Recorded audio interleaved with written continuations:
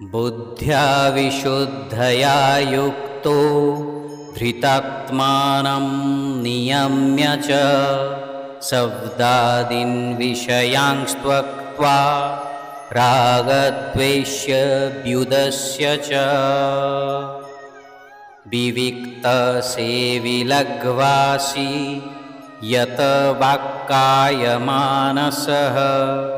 ध्यानयोगपरो नित्यं वैराग्यं समुपाश्रितः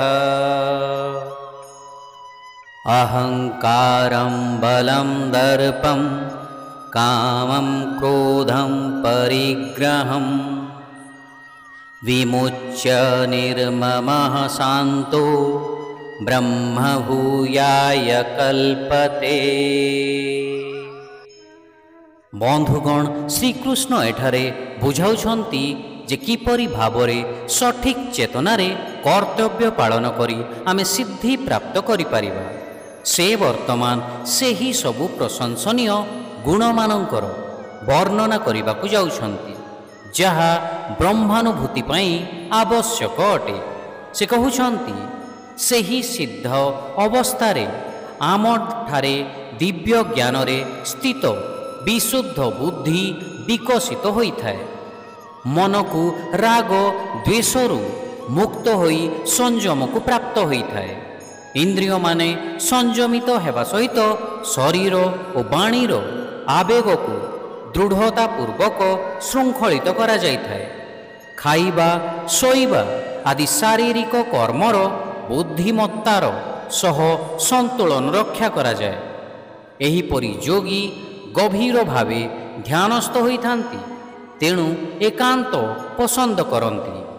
अहंकार एवं तार क्षमता एवं सम्मानर लालसा संपूर्ण भावरे नष्ट होई जाए।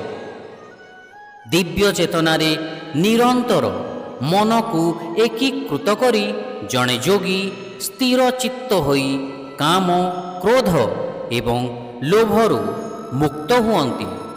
एहिपरि योगी माने सच्चिदानंद परम सत्य को ब्रह्म भावरे अनुभव करती। शिक्षा ब्रह्म प्राप्ति करिबा पई जणे व्यक्ति सेतेबेले योग्य हुअंती जेतेबेले से विशुद्ध बुद्धियुक्त होई शब्द और अन्यान्य इंद्रिय भोग वस्तुगुड़िकर दूरे रहंती तथा आसक्ति और विरक्ति परित्याग करिथांती। एपरि व्यक्ति एकांत पसंद करती, स्वल्पाहारी होइथांती, शरीर मन और वाणी को संयम करी सर्वदा ध्यानस्थ रहंती तथा वैराग्य भावर अभ्यास करती। अहंकार हिंसा दर्प कामना संपत्ति संग्रह एवं स्वार्थपरतारु मुक्त होइतिबा व्यक्ति प्रशांत चित्तरे ब्रह्मंक सहित मिलित हेबा पई अर्थात परम सत्य को ब्रह्म भावरे अनुभव करिबा पई योग्य होइथांती। One becomes fit to attain Brahman when he or she possesses a purified intellect and firmly restrains the senses, abandoning sound and other objects of the senses, casting aside attraction and aversion.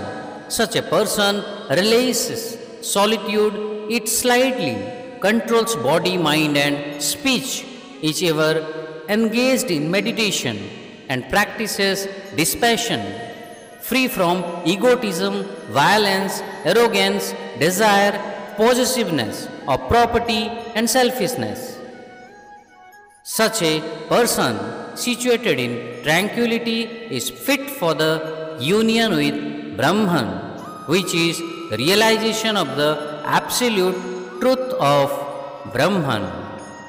Hare Krishna.